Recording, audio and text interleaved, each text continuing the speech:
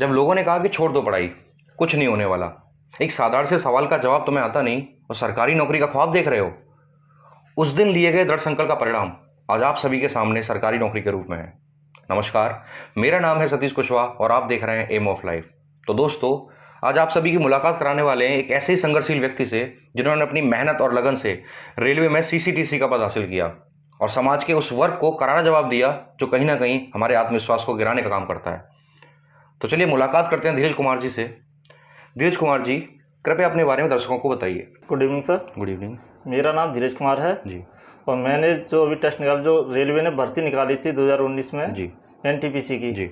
उसी में मेरा लेवल 3 में हुआ है सीसीटीसी पोस्ट पर। अच्छा, तो शायद जहाँ तक मुझे पता है सीसीटीसी के अंतर्गत शायद 3-4 पद आते हैं, तो उसमें आपका किस पद पर मेनली आपका सिलेक्शन यस हुआ है? सर, उसमें 4 पद होते हैं, जैसे जी। बुकिंग क्लर्क जी पार्सल क्लर्क जी। गुड्स क्लर्क और एक टीटी। टीटी। तो मेरे सर चांस ज़्यादातर टीटी के हैं जी। क्योंकि मेरे जोन में टीटी की वैकेंसी कुछ ज़्यादा है। अच्छा, तो जैसे आप बता रहे हैं जोन में, तो आपने किस जोन से फॉर्म अप्लाई किया था? सर मैंने चेन्नई जोन से फॉर्म फिल किया था। ओके, तो जानकारी के मुताबिक जितना मुझे पता है, शायद आपने सीसीटीसी के अलावा रेलवे में इस वैकेंसी के अलावा और भी काफ़ी सारे सिलेक्शन लिए हैं, तो एक बार बताएंगे हमारे दर्शकों को कि आपने किन किन पदों पे जो है सिलेक्शन लिया है? हाँ सर, आपको तो पता है मैंने कई सारे टेस्ट निकाले हैं। हाँ। जैसे 2018 में ग्रुप डी का निकाला था, जी। उसमें मैं फाइनल मेरिट में बाहर हो गया। अच्छा और उसके बाद मैंने 2018 में जो ईवी प्लेस जी। 42,000 कुछ वैकेंसी थी, उसमें भी डीवी किया था, फिर टेस्ट क्वालिफाई करके उसमें हाइट में निकाल दिया था मुझे। अच्छा। और 2018 में एक तो सर आपको पता होगा जो एसएससी जीडी की 60,000 वैकेंसी थी, उसमें भी मैं क्वालिफाई हुआ था, पर उसमें हाइट 167, मेरी 167.5 थी, उसमें 170 मांगी थी हाइट। अच्छा, इस वजह से वहाँ पर से मुझे आउट कर दिया। मतलब जब भी छठे मेनली हाइट की वजह से थोड़ी दिक्कत हो गई। फिर 2019 में घर पे कॉम्प्लेन नहीं पिलाया मतलब थोड़ी दिक्कत कर दी हाइट में। अच्छा, 2019 में जो ईवी प्लेस की 49 भर्ती आई थी, हाँ। उसमें भी मेरा सिलेक्शन हुआ था। अच्छा, उसमें भी हाइट की वजह से मुझे निकाल दिया। तो मतलब 2 बार आपका यूपी पुलिस में सिलेक्शन हो चुका है और 2 बार एसएससी जीडी में। जो एसएससी जीडी ये वाला निकल गया था। अच्छा। उसमें भी मेरा हुआ था, उसमें अच्छा। भी नहीं दी हाइट की वजह से अभी निकाल जो दिया। लेटेस्ट में एसएससी जीडी हुआ था, हाँ। एसएससी जीडी वाला, इसमें आपने फिजिकल क्यों नहीं दिया? फिजिकल हाइट की वजह से नहीं दिया सर। मेरे अच्छा। उसमें 170 हाइट मांगते हैं, मेरी 167.5 हाइट थी। अच्छा अच्छा, तो मतलब पहले से ही पता था आपको कि इसमें वैसे भी नहीं होना क्योंकि हाइट का इशू आएगा, सर। तो आप देने ही नहीं गए। हाँ, और इसके बाद मैंने एक जैसे लेखपाल का भी दे रखा है, उसका भी रिजल्ट आने वाला है। अच्छा। और सीजीएल मेंस भी दिया है सर इस बार भी मैंने। अच्छा, मेंस का भी आपका मतलब मेंस तक आपने मेंस का एग्ज़ाम दिया हुआ है? अच्छा अच्छा। और जो एनटीपीसी वाला है ये भी। अच्छा। और ग्रुप डी वाला भी इस बार ग्रुप डी भी दिया था। और एनटीपीसी का मेडिकल और ग्रुप डी का फिजिकल एक साथ पड़ गया। अच्छा। तो धीरज कुमार जी, एक बार ये बताइए, रेलवे में टीटी बनने के लिए जो कोई भी अभ्यर्थी है जो उसकी तैयारी करता है, तो उसका जो स्टडी प्लान है वो क्या होना चाहिए? सर मैं तो ये बोल रहा हूँ, टीटी क्या, जो भी किसी भी सरकारी एग्जाम की तैयारी करने के लिए किसी भी बच्चे को या स्टूडेंट, मतलब किसी को भी मेन सब्जेक्ट है उसके सिलेबस को जानना, मेन बात। बिल्कुल।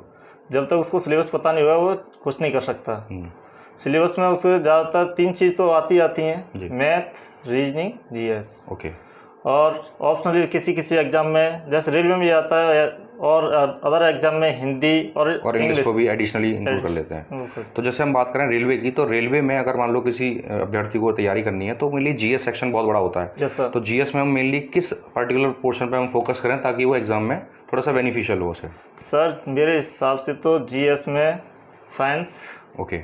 साइंस पर ज़्यादा वेटेज रहता है, क्योंकि मैंने कई सारे टेस्ट दिए हैं, जैसे पिछली बार एएलपी, ग्रुप डी और इस वाला ग्रुप डी और एनटीपीसी, तो मैंने देखा साइंस का वेटेज कुछ ज़्यादा ही रहता है जीएस में। उस बेस पे हम कह सकते हैं कि अगर कोई अभ्यर्थी तैयारी कर रहा है तो उसको मेनली जीएस सेक्शन में साइंस पे थोड़ा सा फोकस ज़्यादा करके चलना पड़ेगा, क्योंकि वो ज़्यादा पूछा जाता है एग्जाम में। साइंस के अलावा कुछ और जैसे आप बताना चाहें जीएस में ही जो ज़्यादा आता हो? जैसे आर्ट एंड कल्चर। बिल्कुल, आर्ट एंड कल्चर का आज इसका बहुत रोल रहता है। बिल्कुल बिल्कुल, तो इस पर भी हम फोकस कर सकते हैं, आप सब लोग समझ ही रहे होंगे। तो जैसे ये तो रहा जीएस का सेक्शन की बात। अगर हम बात करते हैं मैथ सेक्शन में, तो क्या मैथ्स में कुछ ऐसा अलग देखने को मिलता है जो बाकी सब्जेक्ट्स में या बाकी एग्जाम्स में नहीं आता बट यहाँ रेलवे में इसमें आता हो? यस सर, जैसे मैथ में तो बोलें, जैसे एसएससी वगैरह में तो एडवांस लेवल कुछ ज़्यादा ही आता है, पर रेलवे में इतना अच्छा काफ़ी वैसा नहीं आता, मॉडरेट लेवल आता है। अच्छा, मतलब अर्थमेटिक सेक्शन वगैरह हम फोकस करके चलें तो मेनली दिक्कत नहीं होगा, क्योंकि मैथ्स का एडवांस पोर्शन इसमें थोड़ा कम नहीं आता। रीजनिंग सेक्शन में रेलवे में मेनली हमें किन टॉपिक्स पे ज़्यादा फोकस करना चाहिए जो एग्जाम में हमारे लिए फ़ायदेमंद हो सकते हैं? सर मेरे हिसाब से तो देखो, मैंने रेलवे कई सारे टेस्ट दिए हैं, एएलपी और ग्रुप डी, एनटीपीसी, पिछला वाला ग्रुप डी जैसे दिया है, तो इस हिसाब से मैं बता रहा हूँ। तो जैसे पिछली बार इतना नॉर्मल था, जितना हार्ड नहीं थी। अब तो रीजनिंग में जैसे मैंने दिया सिटिंग अरेंजमेंट, काफ़ी बड़े बड़े सवाल थे एनटीपीसी में, और उसमें भी उसका था पजल जैसे बैंक लेवल का पजल आया था इस बार एनटीपीसी में। अच्छा, हाँ। तो जैसे बैंकिंग में क्या रहता है कि एक बहुत बड़ा सा पजल रहता है, उसके बेस पे फिर 5 क्वेश्चन रहते हैं, तो क्या वही पैटर्न यहाँ पे फॉलो किया गया था या फिर कुछ अलग था? नहीं सर, यहाँ पर एक सवाल पर एक ही क्वेश्चन था। अच्छा, मतलब बड़ा पजल और क्वेश्चन का एक ही मतलब क्वेश्चन रहेगा उसमें। Yes sir. अच्छा, तो मतलब कह सकते हैं कि रीजनिंग थोड़ा सा मॉडरेट की तरफ यहाँ पे शिफ्ट कर रही है, बजाय इजी के मॉडरेट की तरफ वो मूव कर रही है। Yes sir. अच्छा, तो ये तो रहा कि सब्जेक्ट्स एक अभ्यर्थी को कैसे तैयार करने चाहिए या किन टॉपिक्स में फोकस करना चाहिए। अब हम बात करते हैं कि स्टडी प्लान की। एक बच्चे को रेलवे की तैयारी करने के लिए उसका स्टडी प्लान क्या होना चाहिए? उसका सिलेबस देखे कि क्या क्या है उसमें, चैप्टर मांगे उसमें। बिल्कुल, हर एक चैप्टर एक जैसा नहीं होता हर एक एग्जाम का। बिल्कुल, मतलब सबसे पहले सिलेबस पे फोकस करें हम कि जो एग्जाम की हम तैयारी कर रहे हैं उसका मेनली सिलेबस क्या है, उसको हम पहले निकाल के रख लें एक बार कि क्या उसका सिलेबस है। Yes sir. फिर उसके बाद फिर अपना एक किताब लाएं, जैसे टेस्ट के लिए जैसे मैंने तो रुकमणी प्रेफर की थी। ठीक है, उससे पर डे लगाओ, मतलब एक टेस्ट आप कह रहे हो डेली लगाएं? Daily test per day. Okay. और हो सके तो जीएस के लिए ऑब्जेक्टिव किताब आती हैं कई सारे, जैसे मैंने तो स्पीडी वगैरह ज्वाइन की थी। ठीक है, उससे किया था, तो उसे लगाएं। और जब टेस्ट नज़दीक आ जाए तो उसके लिए मैंने तो 5 टेस्ट लगाए थे पर डे। अच्छा, तो टेस्ट लगाते रहें और एनालिसिस करते रहें पिछले प्रीवियस ईयर से। अच्छा, क्या क्या आ रहा है। अच्छा, तो मेनली स्टडी प्लान में हम ये कह सकते हैं एक विद्यार्थी को सबसे पहले आपको एक जो सिलेबस रहता है किसी भी एग्ज़ाम का, उसको आपको निकाल के रखना पड़ेगा कि क्या इस एग्ज़ाम में सिलेबस आता है, उसके अकॉर्डिंग आपको पढ़ाई स्टार्ट करनी है। दूसरी बात यह है कि आपको पर डे एक टेस्ट लगाना है, जिससे कि आपकी तैयारी में थोड़ा सा और इम्प्रूवमेंट है, जिससे हमें पता चलेगा कि हमारी कहाँ कमियाँ आ रही हैं, उसको हम फाइंड आउट कर सकते हैं। और तीसरा जो सबसे मेन पॉइंट उन्होंने बताया कि हमें उन जो परेशानी है, जो दिक्कतें आ रही हैं हमारे टेस्ट में, उनको हमें फाइंड आउट करके और उस पर काम करना पड़ेगा, वीकनेस को उन पे काम करना पड़ेगा एनालिसिस करके। तो ये था। और बाकी जैसे जैसे आप टेस्ट के नज़दीक जाते हो, आपको अपने नंबर ऑफ टेस्ट जो पर डे है उनको बढ़ाना पड़ेगा, ताकि थोड़ा सा आपकी प्रैक्टिस जो है ना वो एग्जाम के हिसाब से एक बेटर वे में जा सके, टाइम के अकॉर्डिंग। बिल्कुल बिल्कुल। तो हमारा जो अगला क्वेश्चन है वो ये है कि एक स्टूडेंट को तैयारी के दौरान काफ़ी सारी दिक्कतें आती हैं, तो उन दिक्कतों को उसका सामना कैसे करना चाहिए और कौन कौन सी दिक्कतें हैं जो उसके सामने आती हैं एक तैयारी के दौरान? सर, तैयारी के दौरान कुछ दिक्कतें आती हैं, जैसे मेरे साथ हुई थी, मैं अपनी बता रहा हूँ। जैसे मेरे पास फीस पे करने के लिए नहीं था कुछ, बिल्कुल, तो मैंने हफ्ते में आपसे भी 3-4 दिन के लिए वीक लेता था मंथ में। बिल्कुल, तो वहाँ अपना काम खेती वगैरह करता हूँ मैं, तो किसान के लिए वो काम करता रहता हूँ। तो वहाँ काम करके जब आपकी फीस पे की थी, लाइक फाइनेंशियली जो है वो दिक्कत बच्चों को मेनली आती है, खासकर जब वो एक गांव के एरिया से बिलोंग करता है, जहाँ पे उसके पास बहुत ज़्यादा रिसोर्सेज नहीं है कमाने के, ना उसकी फैमिली के पास बहुत ज़्यादा रहते हैं, तो मिडिल क्लास फैमिली मेनली सफ़र कर रही होती है फाइनेंशियली। तो आप कह रहे हो कि फाइनेंशियली थोड़ी सी दिक्कत आती है बच्चों को, ये थोड़ा दिक्कत आती है। अब इसको हम कैसे ओवरकम करें, मतलब इसको हम दूर कैसे करें? दूर सर ऐसे कर सकते हैं, मेरी सलाह है कि कोचिंग कभी बंद ना करें पहले नंबर तो। बिल्कुल। और हफ्ते में जैसे एक संडे का वीक मिलता है कोचिंग का, तो संडे के वीक में आप कहीं पर भी काम करके वो पे कर सकते हैं, 1-2 हफ्ते जा करके पे कर सकते हैं। मतलब आपका कहना ये कि मतलब फीस को एक रुकावट ना बनाएं अपने तैयारी में। अगर मान लो दिक्कत आती भी है तो फिर चाहे हमें एक थोड़ा सा टाइम निकाल के और हमें उससे मेहनत करके और 1-2 दिन कमा के, और क्योंकि इतना आजकल कोचिंग की फीसेस भी इतनी ज़्यादा है नहीं, आप नॉर्मली 1-2 दिन अगर आप काम भी कर लेते हैं कहीं जाके, तो उससे हम आप आराम से एक फ़ीस को पे कर सकते हैं। Yes sir. अच्छा, और इसके अलावा और क्या दिक्कतें एक स्टूडेंट्स को आ सकती हैं? इसके अलावा जैसे प्रेशर होता है परिवार की तरफ से, जैसे मान लो कि 1 साल होगी 2 साल होगी, जैसे पेपर क्लियर नहीं हो सकता। बिल्कुल। जैसे वैकेंसी निकलती हैं उससे कई गुने ज़्यादा फॉर्म फिल किए जाते हैं। बिल्कुल बिल्कुल, लगभग 10 गुने मान के चलते हैं, तो भी तो जो सिलेक्ट होगा तो एक ही होगा। बिल्कुल। और मान लो कि हमारे नज़दीक आर पड़ोस में जैसे पड़ोसियों में कोई बच्चा सिलेक्ट होता है, तो घर वाले प्रेशर खुद पर हम पर बनाते हैं। हाँ, मतलब कहना ये कि वैकेंसी थोड़ी कम रहती हैं, भरने वाले लोग ज़्यादा हैं, जिसकी वजह से जो प्रेशर है कहीं ना कहीं उन बच्चों पे आता है जो सिलेक्ट नहीं होते हैं। तो उस प्रेशर को हमें किस तरीके से हमें कंज्यूम करना चाहिए या उसको हम कैसे ओवरकम कर सकते हैं? तो उसमें मेहनत ज़्यादा से ज़्यादा मेहनत करके अपने कोशिश हमारी ये रहनी चाहिए कि जल्दी से जल्दी सिलेक्शन लेके और इस चीज़ से छुटकारा पाएँ। Yes sir. ठीक है। तो अगला जो हमारा क्वेश्चन है वो ये है कि तैयारी के दौरान हमारी जो वीकनेस है, जैसे हम जब तैयारी कर रहे होते हैं तो कोई ना कोई दिक्कत हमारे सब्जेक्ट्स में रहती है कहीं ना कहीं, तो वो जो वीकनेस है वो कहीं ना कहीं हमारे सामने बार बार आती रहती है। उस वीकनेस को हमें कैसे दूर करना चाहिए या उस पर काम कैसे करना चाहिए? सर, हर एक बच्चे की अलग अलग वीकनेस होती है। बिल्कुल। जैसे मेरी इंग्लिश थी, मेरे और सब्जेक्ट सब सारे सही थे, पर मेरे इंग्लिश में नंबर बहुत ही कम आते थे। इस वजह से मैं हर बार फेल होता आया हूँ इंग्लिश में। इंग्लिश की वजह से कई सारे टेस्ट मेरे तो जहाँ इंग्लिश आई है वहाँ थोड़ा सा दिक्कत हुई है। Yes sir. अच्छा, तो उसको आपने कैसे दूर किया? उसको दूर मैंने ऐसे किया, जैसे पूरी सब्जेक्ट तो बिल्कुल नहीं वो हो सकती है खराब, तो उसमें से मैंने चैप्टर निकाले, जैसे मान लो 15 चैप्टर हैं तो 15 में से कम 5 तो आते ही होंगे। बिल्कुल सही बात। तो बचे हुए 10 चैप्टरों को मैंने देखा, तो उनको देख करके उनके वो लगाया कि कौन सा नहीं आ रहा है चैप्टर, उसको पर डे टेस्ट के जरिए लगाए थे। अच्छा, तो क्या जो हमारा सब्जेक्ट वीक है उस पर नॉर्मली हमें उतना ही टाइम देना चाहिए जितना हम बाकी सब्जेक्ट्स पे देते हैं, या फिर हमें थोड़ा सा और एक्स्ट्रा एफर्ट्स लगाने होंगे उस पर? नहीं सर, अगर जिस सब्जेक्ट में हमारी वीकनेस है उस सब्जेक्ट पर ज़्यादा टाइम देना होगा। अच्छा, तो मेनली जो सब्जेक्ट वीक है उस पर हम थोड़ा सा ज़्यादा एक्स्ट्रा टाइम देके और थोड़ा सा एक्स्ट्रा एफर्ट्स लगा के हम उसको ठीक कर सकते हैं। जो एग्ज़ाम टाइम में बच्चों के लिए जो स्ट्रेटजी होनी चाहिए वो क्या होनी चाहिए? सर एग्ज़ाम के दौरान पूरा सिलेबस तो कंप्लीट नहीं हो सकता है। बिल्कुल सही बात। तो इसके ज़रिए हम कर सकते हैं कि जिसने जैसे प्रीवियस ईयर जितने दिनों से हमने तैयारी स्टार्ट की है उतने दिनों से जितना हमने कुछ सीखा है उनको एक जगह पॉइंट आउट करके, जैसे कौन सा जैसे टेस्ट लगाते हैं हम, डेली टेस्ट लगाते हैं, तो ऐसा तो नहीं कि सब सारे 100 में 100 नंबर आएंगे हमारे। बिल्कुल सही बात। कुछ न कुछ क्वेश्चन गलत भी जाते हैं, कुछ हमको उनको छोड़ते भी होंगे नंबरों को। तो देखते हैं कि पर डे किस टेस्ट में हमारा मतलब नंबर कट रहे हैं और कौन से आ नहीं रहे हम पर। तो उन्हें एक नोट डाउन करके उन्हें लिखते हैं। ठीक है। और जो आ रहे हैं, जो डेली आ रहे हैं, जैसे पेपर में प्रीवियस ईयर में जैसे ये भी पूछा जा रहा है, ये भी पूछा जा रहा है, तो उनको अलग नोट करके उन्हीं पर मेहनत करते जाते हैं। कि मतलब आपका कहना ये है कि जैसे एग्ज़ाम जब हम टेस्ट दे रहे होते हैं तो टेस्ट देने के दौरान हमारे पास 2 तरह की चीज़ें आती हैं। एक ऐसी चीज़ जो लगातार हमें आ रही होती है, ठीक है, एक ऐसी चीज़ होती है जो हमें नहीं आती है। तो जो नहीं आती है ऐसे टॉपिक्स को हम अलग नोट डाउन कर लें।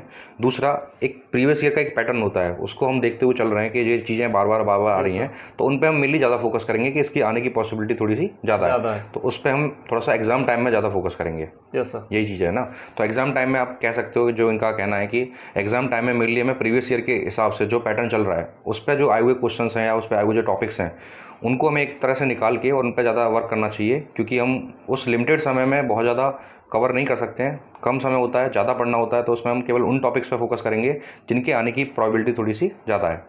तो ये था हमारा।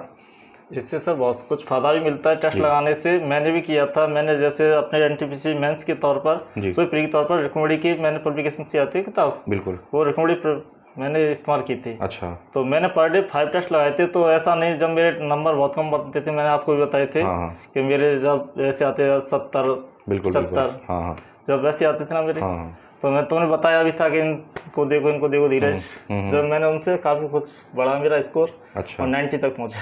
अच्छा, मतलब जो वीकनेस है उनको देखा कि कहाँ हमारी गलती हो रही है, उन पर काम किया, तो फिर उससे इम्प्रूवमेंट मिला। हाँ सर। ठीक है, ओके। तो धीरज कुमार जी, आज का सबसे बड़ा सवाल कि अभी अगर हम बात करें बच्चों के पास, तो बच्चों के पास एक ऑनलाइन का ऑप्शन अवेलेबल है, ऑफलाइन का भी ऑप्शन अवेलेबल है, और सबसे बड़ी बात आज के टाइम में हमारे पास एक लाइब्रेरी का भी एक ऑप्शन रहता है। तो आज के टाइम में जो बच्चा है उसको आप क्या रिकमेंड करेंगे कि वो किस ऑप्शन के थ्रू आगे जाए जो कि उसके लिए बेनिफिशियल हो? सर मेरे हिसाब से देखा जाए, जो मैंने प्रिपेयर किया था, तो मैंने तो ऑफलाइन कोचिंग ज्वाइन की थी। ओके। क्योंकि ऑफलाइन में जो टीचर के साथ सामने जो वार्तालाप होते हैं, क्वेश्चन आंसर पूछे जाते हैं, वो सही लगते हैं मुझे। मतलब आप कह रहे हो रियल टाइम जो इंटरेक्शन होता है वो ऑफलाइन में ज़्यादा बेटर होता है। हाँ, ऑनलाइन में ये होता है कि मान लो कोई मेरे समझ में कोई सवाल नहीं आया, क्वेश्चन नहीं आया, मतलब मैथ का कोई क्वेश्चन चल रहा है, किसी का चल रहा है, मेरे समझ में नहीं आया, मैंने टेक्स्ट करके मैसेज किया, टाइप किया। ओके। अगर वो रिप्लाई सर ने देखा तो रिप्लाई देंगे, बिल्कुल। नहीं देगा तो गया, बिल्कुल। फिर किया, फिर नहीं देगा। जैसे ऑफलाइन में एक बार खड़े होकर पूछे तो आंसर मिलता है। ओके। तो ये तो रहा आपका कि आप मेनली ऑफलाइन को रिकमेंड करेंगे। बट बच्चा आजकल देखा जा रहा है कि चाहे वो ऑफलाइन हो चाहे ऑनलाइन, वो एक साइड में एक उसको लाइब्रेरी को ऑप्शन लेके चल रहा है। अगर वो ऑफलाइन भी पढ़ता है तो लाइब्रेरी जाके ज्वाइन कर लेता है, और ऑनलाइन पढ़ता तब भी वो लाइब्रेरी ज्वाइन कर लेता है। तो क्या लाइब्रेरी ज्वाइन करना आज के टाइम में सही है या फिर गलत है? मेरे हिसाब से तो लाइब्रेरी ज्वाइन करना सही है कहीं तक भी, क्योंकि अगर किसी के पास घर में जगह है, एकांत है बैठने के लिए, अपना स्टडी प्लान करने के लिए, तो सही है। अच्छा। हाँ, नहीं है तो फिर लाइब्रेरी ज्वाइन कर सकते हैं। बिल्कुल सही। मतलब अगर उसको एक प्रॉपर इन्वायरमेंट चाहिए तो उस इन्वायरमेंट के लिए वहाँ जा सकता है। बाकी उसको एक बेसिक उस पर तो एक कोचिंग ज्वाइन करनी पड़ेगी, चाहे ऑनलाइन चाहे ऑफलाइन, ताकि वो जहाँ से सोर्स है वहाँ से सीख सके और प्रैक्टिस वहाँ पे अपना कर सके, और एक माहौल जो उसे चाहिए वो वहाँ मिल सके लाइब्रेरी में। ओके। तो अगला हमारा सवाल है कि जो आपका जब फाइनल रिजल्ट आया, तो फाइनल रिजल्ट आने के बाद जो आपके फैमिली का रिएक्शन था वो कैसा था? फैमिली में सबसे पहले मैंने अपने पापा जी को बताया था। ओके। वो बहुत खुश हुए थे। और फिर मैंने मम्मी जी को भी बताया था, वो भी बहुत खुश थी। वो भी तो आँख में आंसू आ जाते हैं, तुमने देख। हाँ, वो तो है ही, माँ तो माँ ही होती हैं। बिल्कुल। क्योंकि मैंने कई सारे टेस्ट निकाले, करीब 6-7 टेस्ट से निकालते थे। मैंने, और शायद ज़्यादा निकाले होंगे मैंने। तो जब किसी में हाइट की वजह से, किसी में फाइनल की वजह से, किसी में इंग्लिश की वजह से, किसी में मेरा रह ही जाता था। और इस बार फाइनल हुआ था मेरा, इस वजह से पूरी फैमिली खुश थी। ओके, अच्छा, यहाँ तक जब से आपकी जॉब नहीं थी और आज आपके पास एक जॉब है, तो इस बीच में कोई एक ऐसा मूवमेंट आपके सामने आया हो जिसमें आपको लगा हो कि अब तो मुझे हर हाल में जॉब लेनी है, किसी ने आपको कुछ ऐसा बोला हो या कुछ ऐसा इंसिडेंट आपके साथ हुआ हो जहाँ से आपने मतलब सोच लिया हो पूरा कि अब तो मुझे हर हाल में जॉब लेनी है, और वो फिर आपने आगे जाके पूरा किया हो? हाँ सर, मुझे बोला था एक पर्सन, जो व्यक्ति थे, भैया थे, उन्होंने बोला था, उन्होंने मुझे एक क्वेश्चन पूछा था रैंडम, उसका आंसर मैंने दिया नहीं था। जीएस का क्वेश्चन था कि साइकिल का आविष्कार किसने किया था, तो मैंने उसका आंसर मुझे पता ही नहीं था। अब तो पता है, मैकमिलन ने किया था। तो उन्होंने ये बोल दिया था कि मेरे पापा जी का नाम लेते हुए कि इनकी किसी बच्चे की नौकरी नहीं लग सकती। अच्छा, केवल एक क्वेश्चन ने ये डिसाइड कर दिया कि जॉब नहीं लगेगी? हाँ, ये क्या पढ़ते हैं, इनके क्वेश्चन नहीं आ रहे हैं, छोटा सा क्वेश्चन नहीं आया। अच्छा, तो जब ये हुआ आपके साथ, तो उसके बाद आपका क्या रिएक्शन था? मतलब आपने क्या ऐसा सोचा? मैंने अपने मन में सोचा कि इनको मैं बताऊंगा, अपनी सर्विस लगा के, नौकरी लगा के दिखाऊंगा इनको कि मेरे अंदर है नौकरी लेने की वो। ओके, ठीक। तो अभी आप सीसीटीसी के पद पे आप सेलेक्टेड हो एनटीपीसी लेवल 3 में, तो आप इस सफलता का श्रेय आप किसे देना चाहेंगे? सर, इसका सफलता का श्रेय पहले मैं अपने पिताजी, माता पिताजी, जो फैमिली मेम्बर हैं, सबको दूंगा, क्योंकि उन्होंने मुझे कभी परेशानी वैसे आने नहीं दी, मतलब कोचिंग में नहीं होनी थी मेरी ज़्यादातर। ओके। और उसके बाद सर आपका, क्योंकि आपने खुद मुझे सही टाइम पर सही गाइडेंस दी। एक और इम्पोर्टेंट सवाल कि जो बच्चे प्रिपरेशन कर रहे हैं, जो अभी प्रिपरेशन के फेज़ में है, तैयारी कर रहे हैं, तो उनको आप क्या संदेश देना चाहेंगे कि वो अभी आगे जाके क्या करें, किस चीज़ों को फॉलो करें जिससे कि वो अपने सिलेक्शन को जल्दी से जल्दी ले पाएँ? मैं तो उनको यही बताना चाहूँगा सर कि जो सब्जेक्ट है, पहले तो उसका सिलेबस देखें, जो जिसका भी उन्होंने फॉर्म फिल किया हो किसी भी गवर्नमेंट जॉब का, बिल्कुल, तो उसका सबसे पहले सिलेबस देखें। सिलेबस देखने के बाद वो सारे सब्जेक्ट को बराबर टाइम दें, अगर बिल्कुल, उसके बाद पर डे टेस्ट लगाएं। बिल्कुल, उस टेस्ट लगाने के बाद उसको डेली अपना वो देखें कि कितने गलत जा रहे हैं, कितने सही जा रहे हैं, उसे चेक करें, अपना रिवाइज करें। सही होने के बाद एक बार दोबारा अपने आप देखें, तो क्वेश्चन माइंड से निकलते नहीं फिर। बिल्कुल।